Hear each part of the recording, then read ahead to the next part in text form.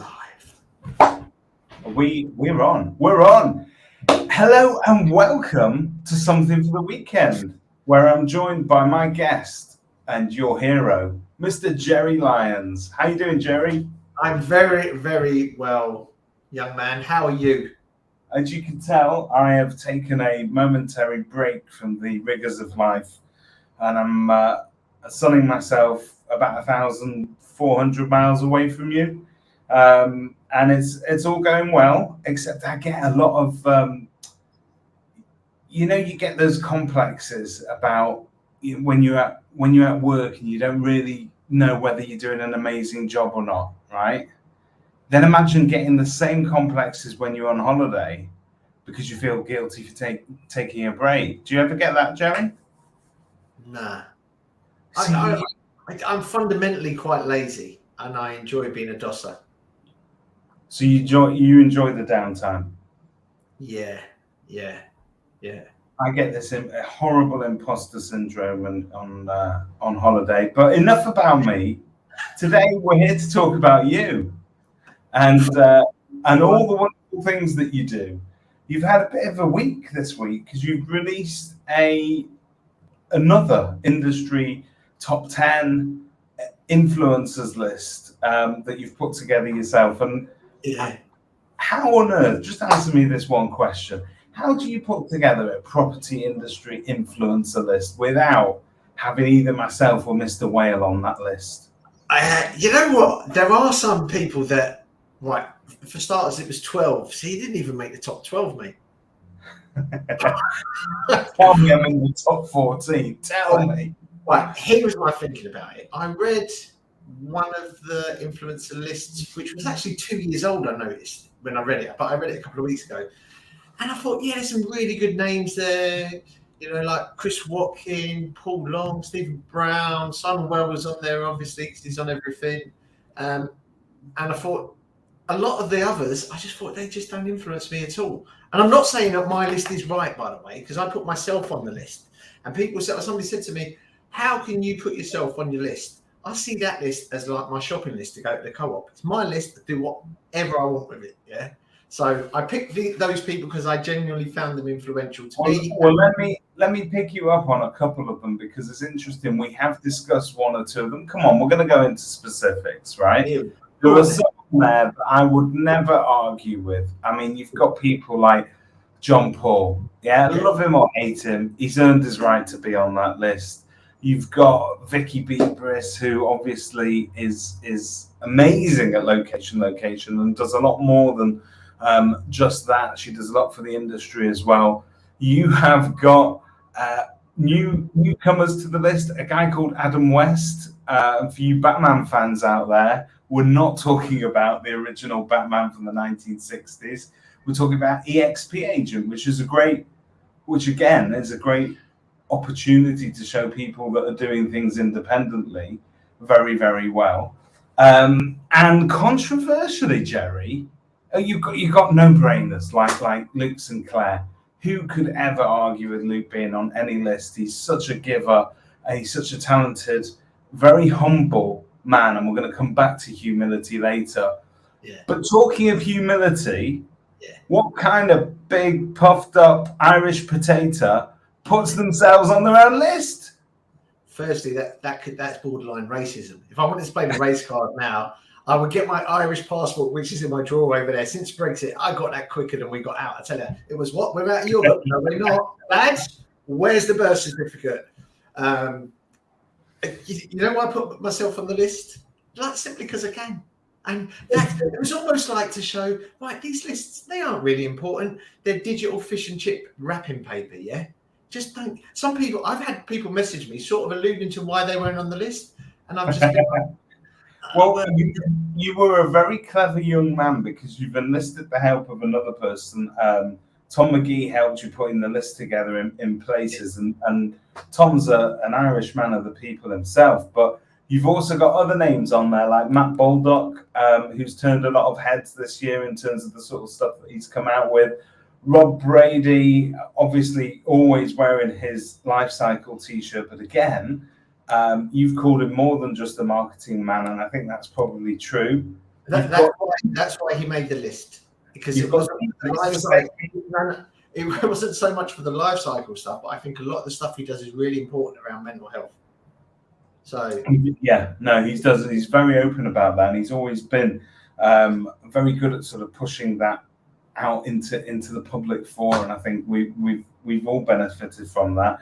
You've got Michelle Gallagher on there, who undisputed, the best agent in the UK. Cannot argue with that for a second. Let's see who else is on there. I thought this was really clever, but Agent X, you've left the door open for all the rest of us that didn't make the list. We can all assume that perhaps we are Agent X.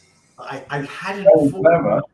I have had people say to me, "Who is Agent X?" and I just haven't replied. I've not even said, "I'm not telling you." I just haven't replied. You know what? That list is a bit of mischief. There's not enough mischief in the world now. We're so serious. We're either angry or serious. There's not enough flippancy in like, nah, I'm just going to do it. Do you know? Got Gatesy's on there. And you this week had, so obviously, Mr. Gates himself and Sam Hunter, all part of the Home Search stable. This week you've had some sessions with them because you've been talking about Perfect Prospect Letter, and you said something about the guys at Home Search, and you complimented them in terms of their outlook and the way that they deal with people and the stuff that they pump out and the positivity. You won't, I mean, the data space is hotly contested in our industry. It's a horrible little, it's absolutely vital, but it's one of those corners of our industry that has become very hotly contested. Yeah. And yet they manage to sort of keep their head about themselves and still pump out positivity. Some would say that you can't do that genuinely, but I'd argue that they do it pretty well. I think they're very, very good at it. That's why they influence me, and that influencer list is people that have influenced me, and I think they've influenced others as well that I've spoke to. And Tom, shout out to Tom McGee because he did help me. If anyone's got any problem with the list, speak to Tom, not me. Okay, we'll take it up with. Thank you. We'll take it up with Tom McGee. So, Jerry, we're the only two people in the world that are not at the Estes today. Which you gave me a couple of minutes off camera about how you actually quite enjoyed the Estes, didn't you? I like the Estes idea as an awards thing because it's linked to reviews. So I really like that part of it. But I'm not there today because Charlotte's got a football tournament, and one of my non-negotiables is I won't miss her activities for the sake of work.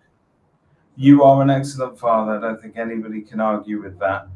Tell us how to be excellent agents. When we're talking about awards, we obviously want to we're proud of them when we win them. Yeah. We do, look, it's a fantastic opportunity to have your ego stroked by somebody else for once. Yeah.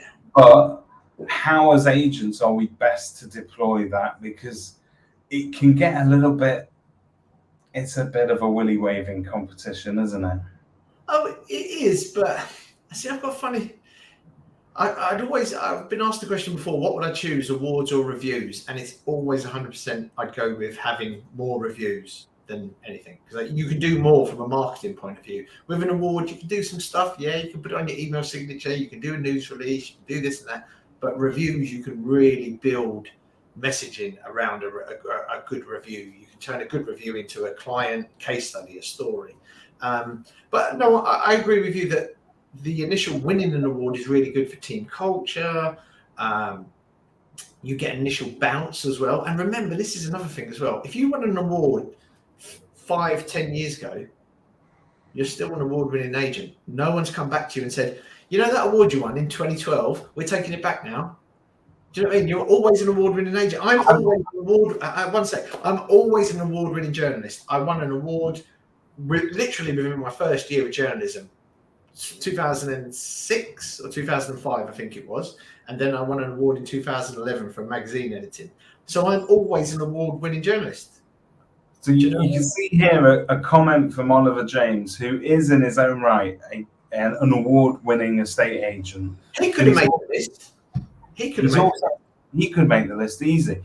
Yeah. But he's also been nominated. He's shortlisted for I think 3 awards at this year's the Negotiator Awards. So to me, being shortlisted is actually something that you can also dine out on for a long time, really, can't you?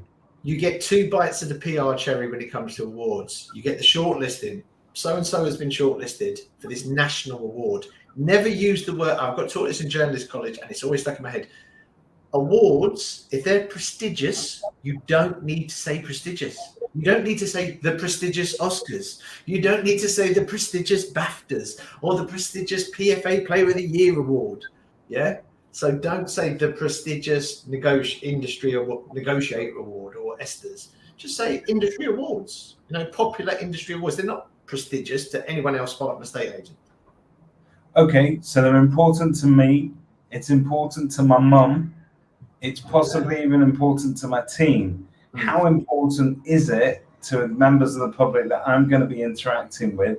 And Chris Watkin did a few pieces this week about how the hero should always be the seller or the vendor, the landlord, whatever you want to call them, which is really great advice. Yeah. But how do you release PR about awards and make the vendor still the hero of that piece?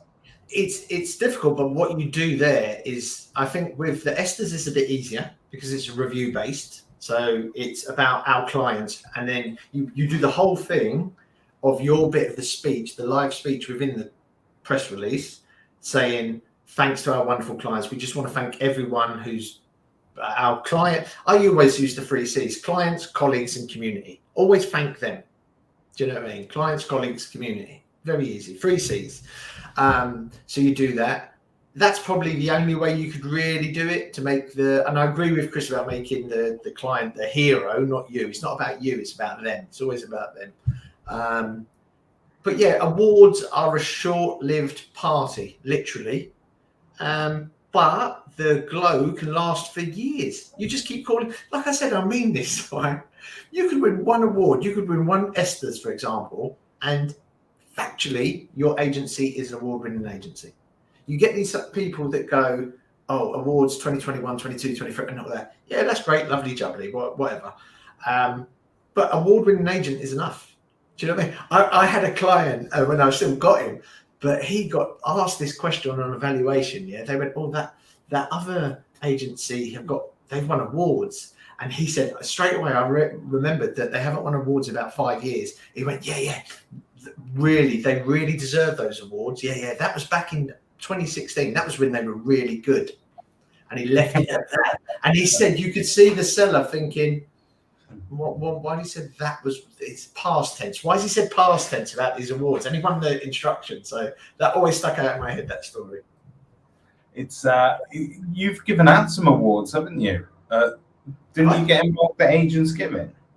No, I remember ironing a shirt for you and giving you a pair of socks just so you could turn up for some awards. Yeah, you saved me because I didn't have nowhere to get changed. I'd have been getting changed in the car park of the Epsom Hilton. I'd have looked like somebody who's like a dogger or something. We took you in and gave you a home and made you present. You did. But you present some awards, and I think that was a great night as well because it was all about charity, wasn't it? Yeah, and it's good to see that because we won an award at this year's Just Giving. Was it Just Giving? Just Agents Giving. So we won an award at this year's Agents Giving, and the thing that I like about my little award, which is up there, is they obviously didn't blow any of the budget on the trophies. It all went to the community. Yeah, look, 1 second. Look at that. Oh yeah. So that's my hand, yeah, from real side. I reckon if you threw that across the room, it would not reach the other side. It's not. No, it wouldn't. It could hit someone on the head and not make it.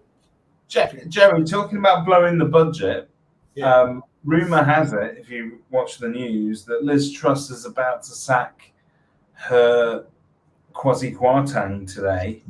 And about to do. True, I've not seen the news. Is that the word on the wire? That's the word. Literally, the word that was according to BBC probably about an hour ago.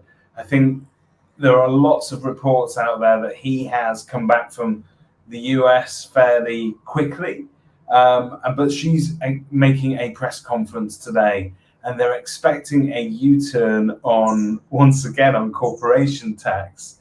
And there are rumours amongst the Conservative Party. This is what I found really interesting. They quite fancy the idea of having another go at putting Rishi and Penny Mordaunt in there.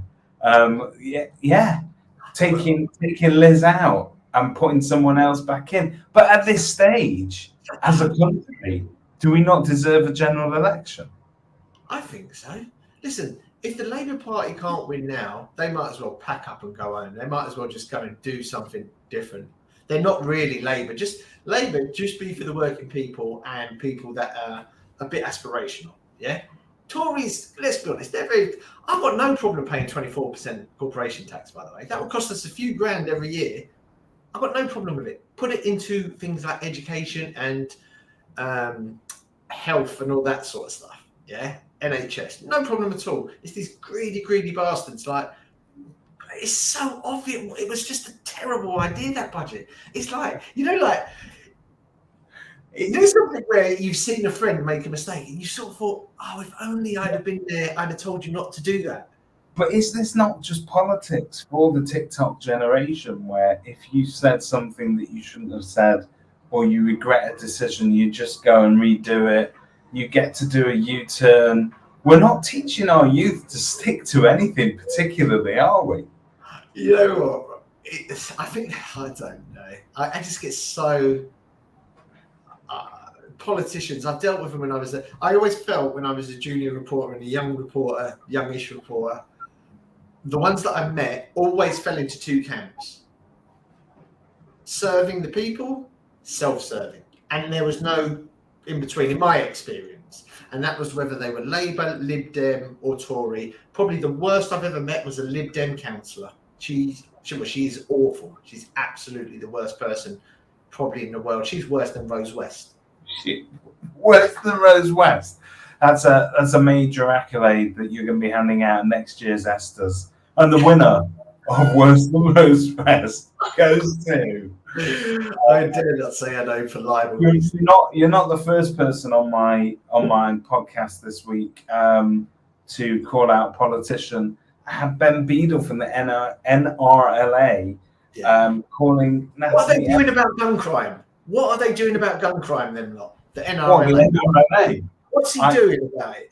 I can't live with another school shooting. He's trying to work out the non-fault eviction situation before he turns to gun crime, but we're all watching it. They're doing some fantastic work. And what's interesting about the reason I mentioned Ben is from a PR point of view, he shoots first and asks questions later. So for argument's sake, if he has a run-in with a politician, he'll go straight on the record after meeting the politician and say, look, I've just met Jerry Lyons. Jerry Lyons has said X, Y, and Z. I don't believe him. He's an odious creature. He's a liar. And you heard it here first. It takes tremendous conviction, and also you need to use my toilet. Well, come on in, guys. Come on. This is brilliant. Live podcast, man. This is what it's all about. Is that the kids? Who's that asking to use your toilet? This is getting a bit crazy. It's my daughter. Come on in. Yeah, okay, I'm going to open the door for you right now. I'm going to say goodbye to Jerry in a second. But it takes tremendous conviction to run your politics in that way. But it gets stuff done because you don't have a chance for anybody else to respond. Right. I would just say one thing because I know we've only got about a minute left, right? No, you carry on. I'm coming straight back. Where's he gone? This is a bit weird, isn't it? He's left me on my own. One thing I will say without David is I really like him. This is sort of cuddly. He's a bit like sort of Sacha Distel, who's let himself go a bit. But going back to Ben Beadle, what I would say is I've never spoken to Ben, but instantly I like the sound of him. I've never really followed. I don't get into the intricacies of the landlord. You have to. I was so tremendously impressed because I actually impressed by what you told me about that approach. Because you know what, I've never heard what he said. I might not agree with it, I may well agree with it, but I love that honesty. I like the fact that somebody's being honest. Do you know what I mean? I think he will in turn end up putting himself under pressure to be honest and to live by what he said, because you can't escape it once you go on camera these days. Yeah. I mean, you could do a U-turn, couldn't Yeah. you? But they're not very popular. Yeah. But I think it's a tremendous way of dealing with government and people in position of power and influence that need to be held to account. So I was quite impressed on a PR point of view this week from that perspective. Yeah, and it sounds like he's sticking up for his people, which is what matters. He is. He's doing a tremendous job of sticking up for both landlords, but also the wider industry as a whole, which was really, really interesting. And if you get 20 minutes or so, just watch that, because it's probably one of the best interviews I've done this week. I'm going to check that out, but I do have to go now to collect my Dad of the Year award, because I'm picking up Charlotte from a football tournament. Jerry, thank you as always for your time.